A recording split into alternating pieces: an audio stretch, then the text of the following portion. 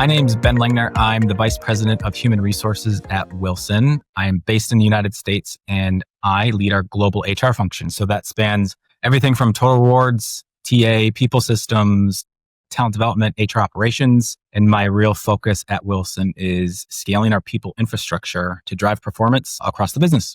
HR has changed in a lot of ways over the last few years. I think primarily policy driven to performance driven. The expectations for HR teams have evolved into being super fast, use data, AI, design people systems that derive direct business outcomes. And I think that's here to stay. I think the biggest challenge everybody in the HR space is facing right now is keeping the human in human resources. There are so many different things going on in the world.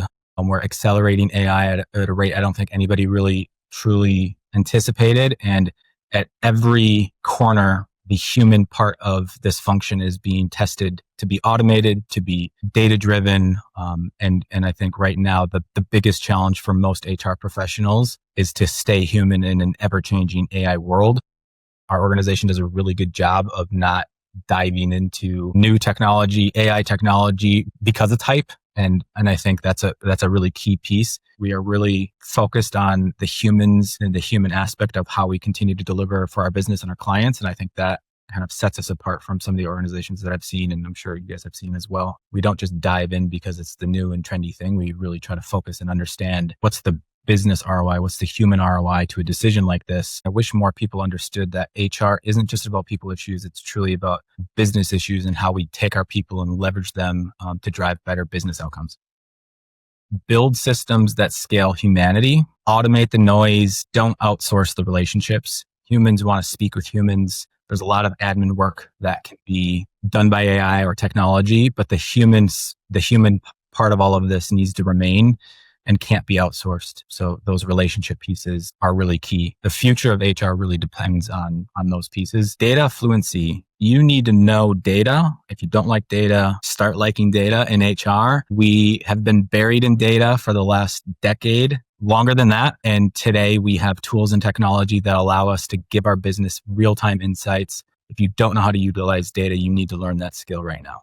One trend that excites me is the concept of skills-based workforce design. It's challenging businesses to think beyond just job titles and really look at skill set. I really like that trend.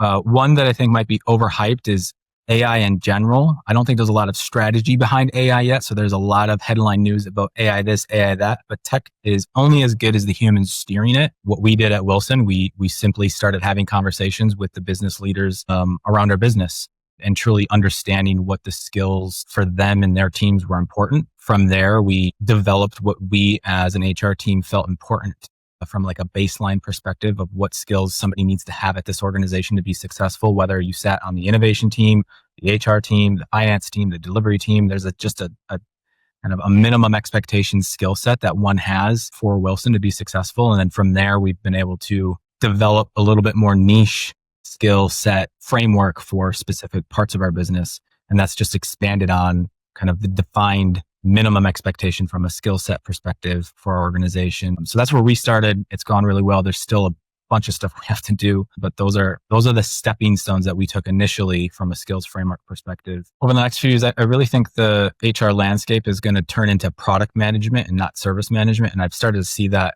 a lot over recent years. We need to be able to measure those, design those with user experiences in mind. That main shift, product management into no longer service management, is one of the evolving things that we'll see continue to grow and develop over the next couple of years.